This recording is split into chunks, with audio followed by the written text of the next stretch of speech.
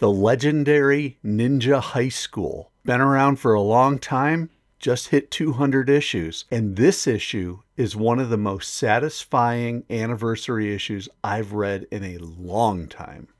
Let's take a look.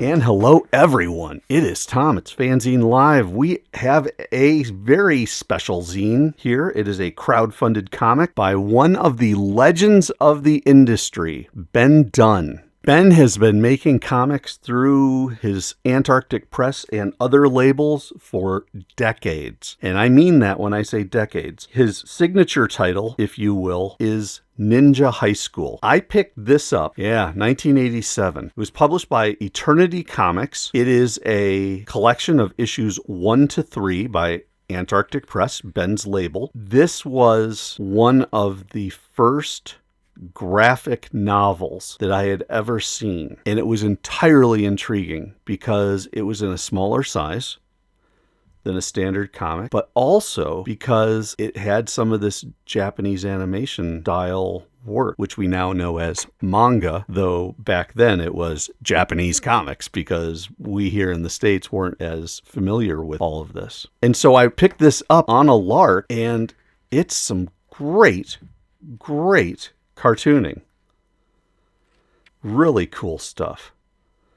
And Ben Dunn largely has been the creator, storyteller, artist, everything for this work.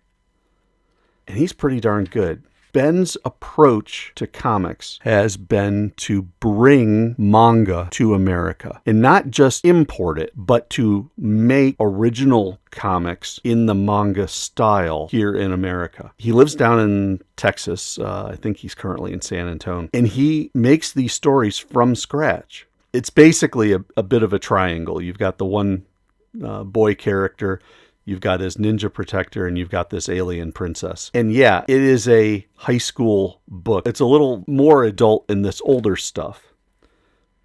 But after 200 issues, and after basically 40 years, we have Ninja High School 200. So in many ways, this is issues 1 through 3. So this is the beginning, and this is where we're at now. And you can see you've got your ninja character, you've got your alien princess character, and I am presuming, and I'm not great with Ninja High School, I have not kept up with it over the years, I am presuming that one of these two, most likely this guy, is that guy who's enjoying his sandwich with the robot behind him. So we're at issue 200. Ben wanted to go all out on this. And in the post-Diamond Comics world, it couldn't have come at a worse time because he didn't have, at the time he was publishing this, he didn't have guaranteed distribution into comic shops. So he had to crowdfund. And he ran a Kickstarter for Ninja High School 200. And look what we got. A beautiful, thick trade paperback. Actually, it might be... perhaps a little thicker than the original graphic novel. It's a beautiful looking book. I have not seen a cover done this nicely in a long time. First off, it's a great illustration. He did a really good job, and I'm presuming these are all the characters that he has had over his 40 years of making Ninja High School. But past that, the construction of the book is amazing.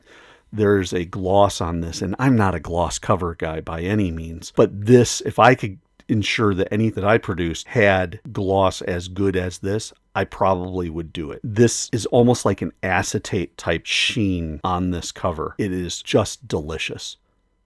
I don't know what to say. The interiors, just as good. He went all out. This is, from a construction point of view, one of the finest graphic novels I have seen, period. It's just incredible. It's broken up into kind of 2, maybe 3 sections. The beginning is all about the Galactic Comic-Con saga. And I'm not going to read too much of this because this is available right now. You can get it at Antarctic Press's website. However, I do want to share with you, even right here, this piece is art by a gentleman named Pete Vasquez. Ben turned this thing into a tour de force of fan love and appreciation for Ninja High School. So that first half is his story. He worked with a gentleman named Alfred Perez and Nick Webb to make a very nice, accessible story, especially for people who haven't read Ninja High School before or, like me, haven't read it in decades. It's easy to understand. There's nothing hard about this. It reads really well.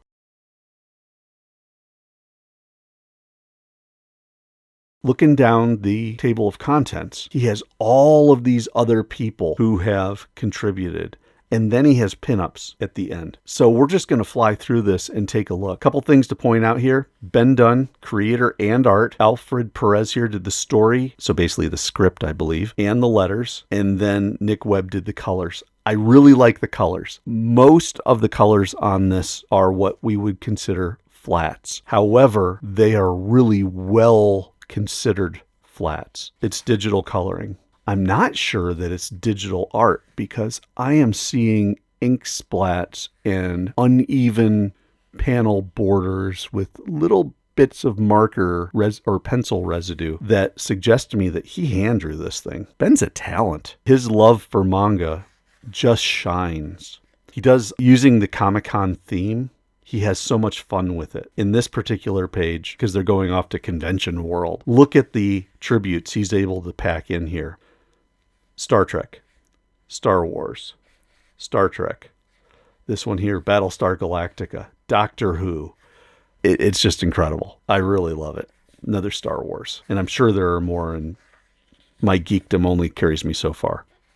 It's a cute little piece where this character is a cosplay champion going to defend her title at the Galactic Comic-Con. The gentleman here, Roger, is kind of the everyman character thrown into this amazing galactic world of Comic-Cons. This alien lady is an acquaintance of our female protagonist, and they've got a bit of a competition going between each other. You have a Doctor Who character who calls himself Dr. Pooh and brings in some of the Winnie the Pooh elements to it. In the background here, talk about fan service. Not only does he have scans of his own comics, but he sent out a call asking for scans of zines and comics that his fans made. Recognize a couple of these characters, Rom the Space Knight, Stitch, just a lot of fun. And then some of these side characters, if I understand correctly, are characters from other people's zines that he was able to insert here and there. Long story short, the rivalry takes its toll. The female friend of our female protagonist decides that she desperately wants to win the cosplay contest, gives herself over to the monster that wants to destroy the female protagonist. Tomorrow Man, that's another one. But yeah, every time you see these, you basically have tribute comics. And now we're going to have some battle. Beautiful artwork. It's amazing to see how Ben's work has changed over the years, and maybe how manga has changed over the years. I mean, this is from back in the Robotech days, and it's changed so much since then. You almost have a slight, dare I say, Disney-fication of Ben's work. Eyes are a little more round. The characters have a little more Disney-style hair. That looks a lot like a Disney princess character. More comics in the background, but you have lots of fun with this. It is a well-told story. They did a good job scripting this thing. It's a beautiful story. The artwork is just great. You can tell when a guy has had 40 years of storytelling experience, probably longer than that. And it's fun. It's got almost an Archie type feel to it, which makes sense. That looks familiar. He does his fan shout-outs all over the place. So we've got our Dark Phoenix look, little Green Lantern look. Nice, exciting, fun piece. I really like. Then you got a small text piece.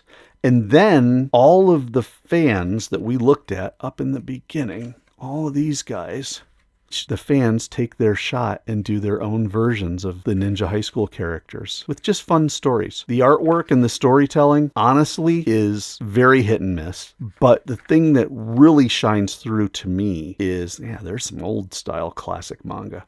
The thing that really strikes it with me is that Ben recognized that there is a following for Ninja High School and people like to read it and adapt their own styles to the stories. I mean, look at this. Nothing like Ben Dunn's work, but still, it's a lot of fun. There's a lot of enthusiasm behind this stuff.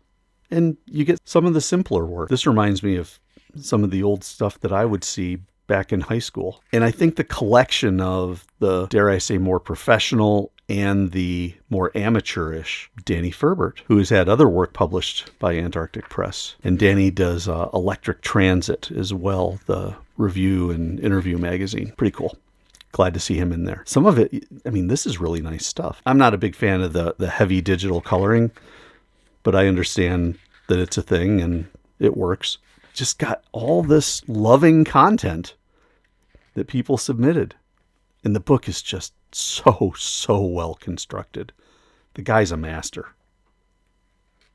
I really like it. Always have your Japanese manga style action lines. This one you get a good monster fight.